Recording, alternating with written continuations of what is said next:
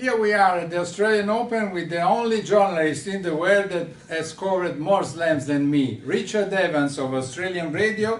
How many? Oh, about 204. About 200. I mean, I don't want to think about it. I'll never reach you. So anyway, what about Tsitsipas? Because this Greek guy is in the semi-final, and after he beat Federer, he was able to confirm beating also Bautista Agut, who was the winner in Doha.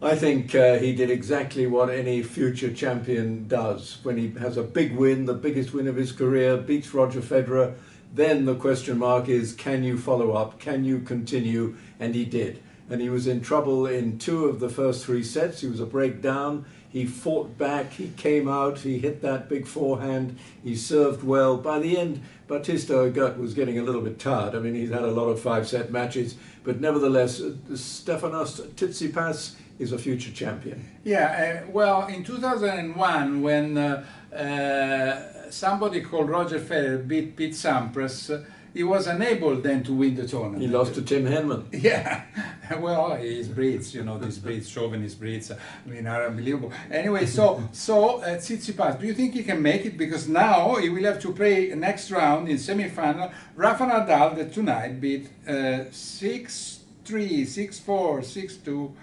Tiafo. Ciao Roger, sei pronto? Keep it simple.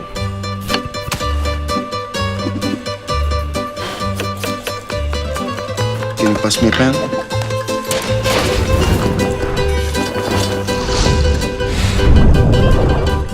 Al dente.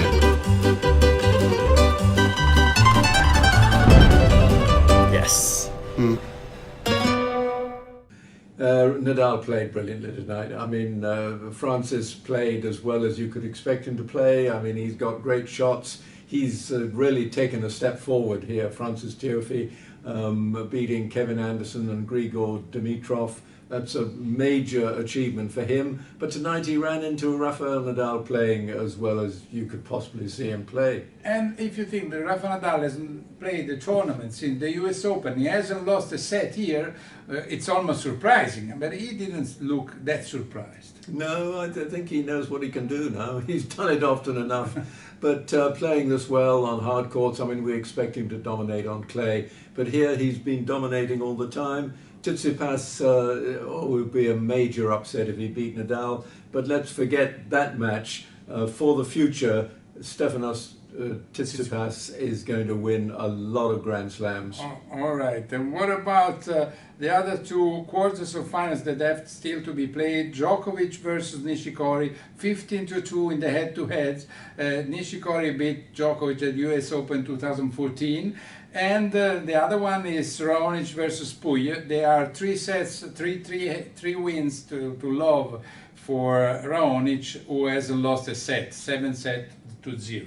Well, I think Raonic is a major threat now. I mean, it's always a question of how fit he is, because his body breaks down all the time. But if the big Canadian can keep that massive body working, that serve is really dominating, and he can hit big ground strokes, and he's going to be a threat. And Djokovic, you have to go with him. He's playing well enough to go through to the final.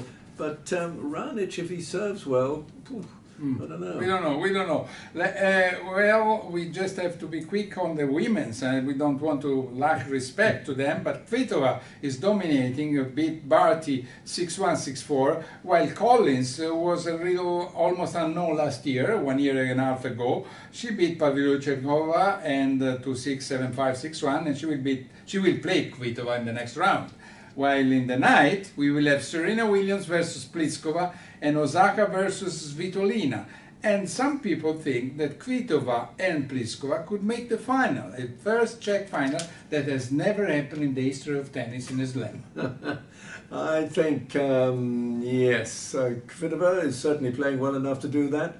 I think Collins was a complete surprise, and she plays very well, and she's dangerous, but I think Kvitova will win that. I think Naomi Osaka is playing well enough to win her match. Whether she can beat Serena if she does so is a big question. Okay, listen, so thanks a lot to Richard Evans and of course also to Joseph Turmain, who is a Tasmanian art director. Here is our Fellini. It's our Fellini. So thanks a lot to him and see you tomorrow from the Australian Open.